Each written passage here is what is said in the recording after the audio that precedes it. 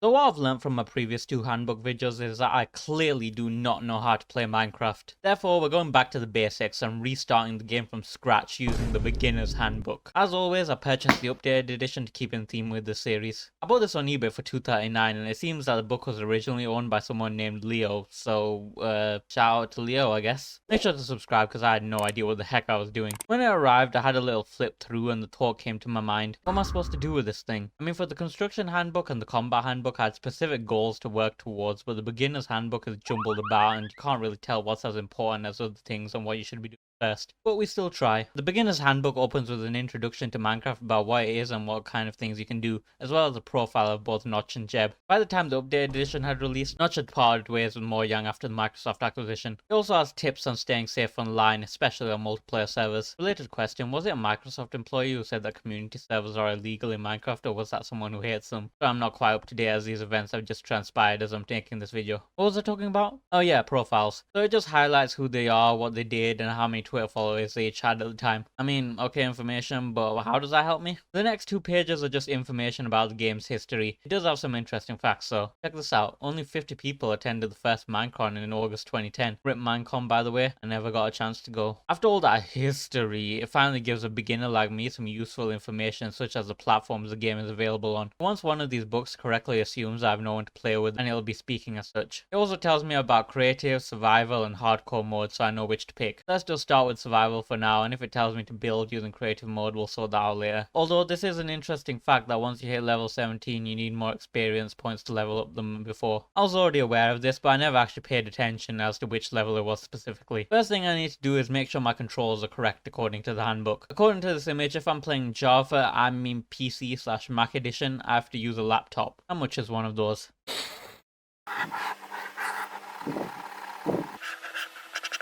Perfect. Oh yeah, I forgot the Pocket Edition used to have only 5 hotbar slots. Now they have the standard 9, but how did we ever manage to get by back in those days? When I was younger and played Minecraft on the Pocket Edition, I had a creative world where I built this huge tower and my brother logged onto my world and blew it up and told me hit the target from Stampy's Lovely World, told his son to blow it up. It sounds dumb, but I was a gullible child at times. And how often do you hear about the PS Vita? I only ever knew one person that owned it. Now we just have that PlayStation 5 portable thing. To be honest, before I became a PlayStation player, I assumed the PS Vita released after the PS4, but it actually came out 2 years before. Weird, because I remember them fitting so well together. Speaking of the PS4, the updated handbook also gives the controls for the PS4 and Xbox One controllers. Anyone out there who owns the original handbook, did these images replace the PS3 and Xbox 360 controllers? Okay, it's actually time to play the game now. We move all the way to the back of the book, which has a couple of beginner achievements. However, 7 out of 10 of these no longer exist, but we're going to try completing them as we move along the book anyway. First thing to do is open the inventory. This is not one of our advancements, but I have to sit here and read this page about how the inventory works because I'm a new player again. Also, this is apparently the correct way to organize your hotbar. I would object, but as a new player, why would I know best? We begin with our first moments. You could start with the lucky spawn with trees, rocks, water and animals. Or you could get an unlucky spawn and end up in the middle of the ocean on a tiny island. Let's see which one I get.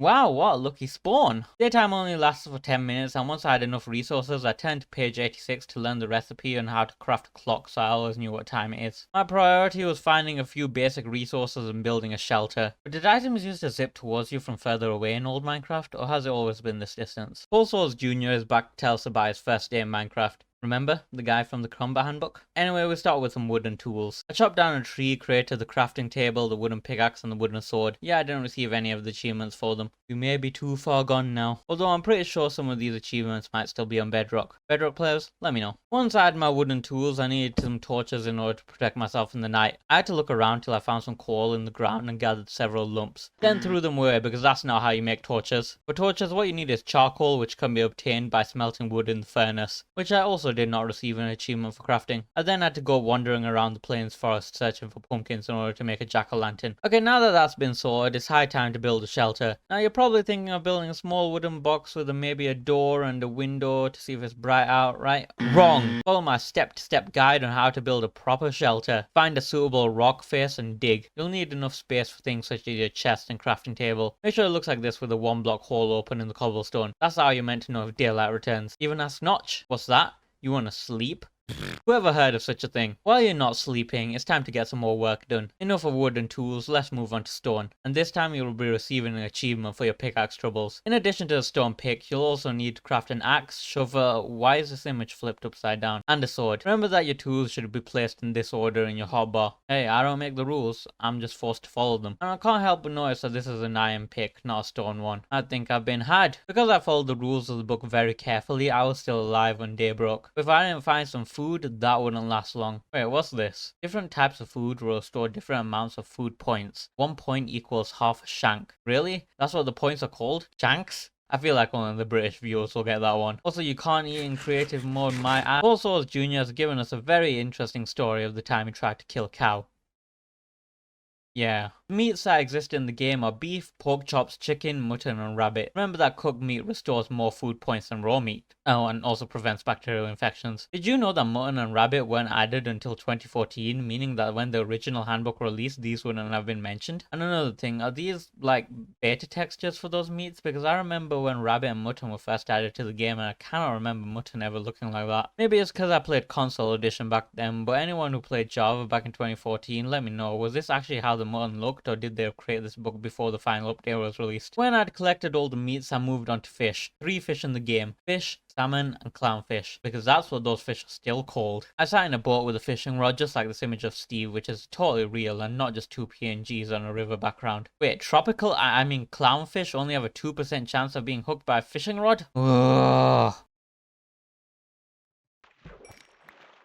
Okay, thank goodness. We move on to fruit and vegetables. Yeah. I collected an apple from a tree, a melon slice from a jungle, and a carrot and a potato from a village. And finally, we move on to baked goods. For these, I needed to farm wheat, so I made myself a wooden hoe, which once again didn't grant me an achievement. But I still managed to bake bread, a pumpkin pie, and a batch of cookies and a cake. To obtain the wheat I needed for the baked goods, I actually had to skip ahead in the book to page 78 to learn how to farm crops. You know, it's actually crazy that cakes have been in the game since 2011 while Minecraft was still in beta, yet they still have no other variations. I mean, all you need to do is swap out the egg. No, the egg is not vital to the cake shop, for a different item. Cocoa beans could create a chocolate cake, carrots for a carrot cake, apples and melons for a fruit cake, and so on, so on. Come on, Mojang, with all the variants you're creating of literally everything, let's get some more cakes. It was the item that convinced me to play Minecraft after all. Okay, remember earlier when I said sleep was for the weak? Wait, did I say that? Never mind, I'll say it now. Sleep is for the weak. Well, right now, we are weak. So we're gonna sleep, and in order to craft a bed, you're gonna need 3 wool, and there are 4 ways to obtain it. Kill sheep, find already killed sheep, craft string into wool, or shear the wool right off a sheep. Since I haven't been told about mining yet, I can't get any iron to shear the sheep, so it looks like I'm gonna have to kill them. Forget the periodic table of elements. What schools should really be teaching is the periodic table of blocks. Hey kids, it's time to learn about rare elements with Captain Sparkles. Everyone's favorite YouTuber has come out to tell us how to mine the correct way. I'll need an iron pickaxe for these rare elements, which has definitely been mentioned to me at this point. Y levels tell us how far underground we've gone, and it only goes as low as Y equals 0. Gold is found between levels 1 to 31, redstone and diamond between levels 1 to 15, and emeralds between levels 4 and 31. Each have their fair uses, such as redstone for contraptions, diamonds for tools and armor, emeralds for trading, and gold for... There are 7 golden rules of mining. Step 1. Location. Try to find an existing cave rather than digging around, because then your chances of the loot will be better. Step 2. Starting out. Never dig straight down, because you could hit lava, water, or hostile enemies. I don't know why water would be such a big issue. It's not like there are underwater zombies or anything in this game. Step 3. Always carry a bucket of water in case of falling into lava. Step 4. Waterfalls. You can swim up and down waterfalls because that's something you do in Minecraft caves. Step 5. Health. Remember to bring food to keep your health up. Who knows what you'll encounter. Step 6. Supplies. Don't forget to take plenty of wood. How will you craft? And lastly, step 7. Building a base. If you're going to be in part of a cave for a while, it might be a good idea to have a temporary home where you can craft, rest, and smelt. Did you know that mobs is short for mobiles? I actually learned something new. Crazy. Anyway, we have both hostile mobs and passive mobs, and I had to think about what I was going to do for this bit, and I just came up with taking out every hostile mob mentioned in the handbook, basically having to repeat the entire combat handbook. The handbook gives tips on each creature, such as where it's found, the hostility level, and what it drops. We start with the chicken. I stood around for like 10 minutes waiting for it to lay an egg, then I threw it. Next is the sheep. I sheared it and obtained a wool block. I milked a cow and was forced to go on a long journey until I located a mushroom biome in order to milk a mushroom. I mean, rabbits don't really have any other function other than food, so I guess we'll have to kill one. I put a saddle and a pig and rode it around until I got bored. Same for the horse. Once again, this is a real image and not just PNGs of horses and a donkey pasted on a hillside background. I tamed a wolf, then stared at an ocelot as I considered bothering trying to tame it. Ever since they first introduced cats to the game, I've been waiting for them to redo the ocelot model. Maybe increase the size and give it another function, but nothing. It's just been shoved into the closet. One day, ocelot, one day, you'll come out of the closet.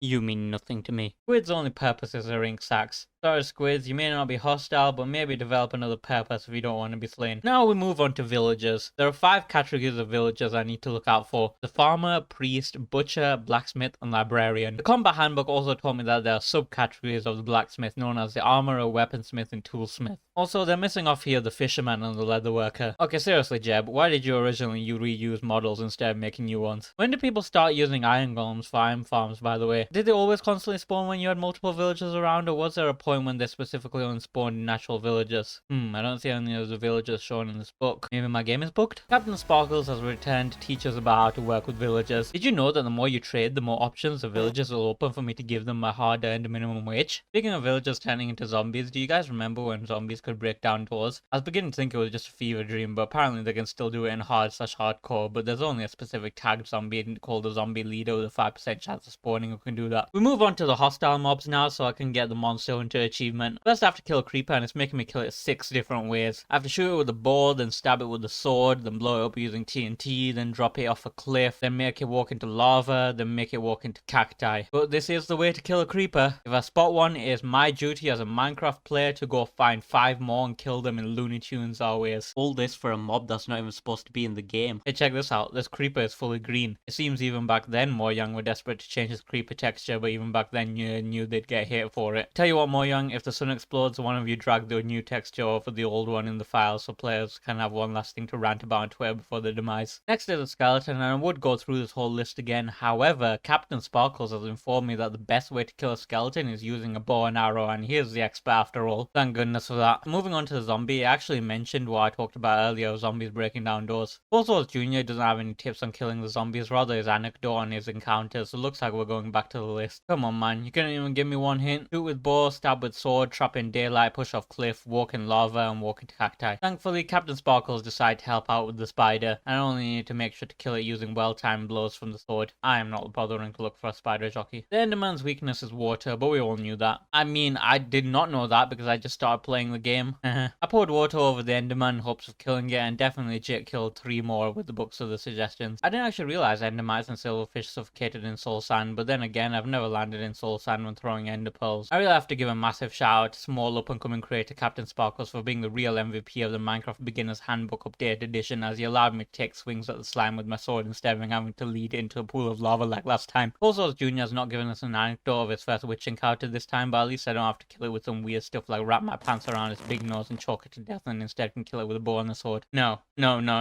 We are not dealing with guardians again. Just run the clip from the combat handbook video instead. I survived long enough to stick my sword deep into his eye. Now that I've killed every mob in the book, let's read this anecdote about Captain Sparkle's first day in Minecraft.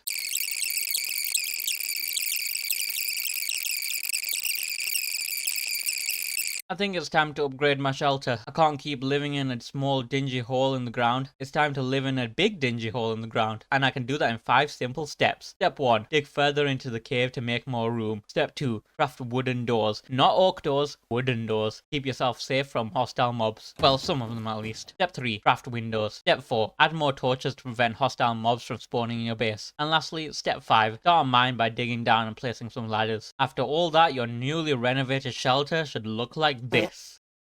If you have any safety concerns, take it up with whoever made this image. Man, I have been non-stop killing and mining. I need a break. Maybe take up a new hobby. Something more relaxing. Should I write a book? Nah. Binge a show with my villager buddies? No. Oh, I know! Gardening is such a relaxing and enjoyable pastime. Build a garden, you're gonna need a fence to protect it from hostile mobs. Creepers are not a big fan of gardening, I'll have you know. Lay a path with wood planks or stone and then steal some flowers from the neighbors and plant them in your own garden. I mean, I don't do that. Create a pond and place some lily pads in it with a bench nearby for a quiet resting spot. Am I crazy or is this a garden that Squish Quack had in Feather Adventures? Right then, it's time to breed some animals so I can get my animal empire going, cause who else am I supposed to load episode over. This text actually confirms that mobs kiss while they breed. Anyway, I collected 2 of each mob and bred them together. Armor. We already know about armor though. I read the combat handbook. Okay, looks like I'm going armor hunting again to find the 5 types of armor in Minecraft. Leather, iron, chainmail, gold, and diamond. Like I've said before, no other armor exists in this game. Well, I've built up a nice little place, and therefore, like the father who went to buy milk, it's time to leave forever. First, I have to make sure my base is safe with torches, a road, and a sign telling me how to return to my house. I built a beacon out of dirt with a torch on the top to help me return if I ever find out my kids have grown up to be millionaires. As I find my own way in this world, I contemplate my life goals, my struggles, what it means to be a Minecrafter.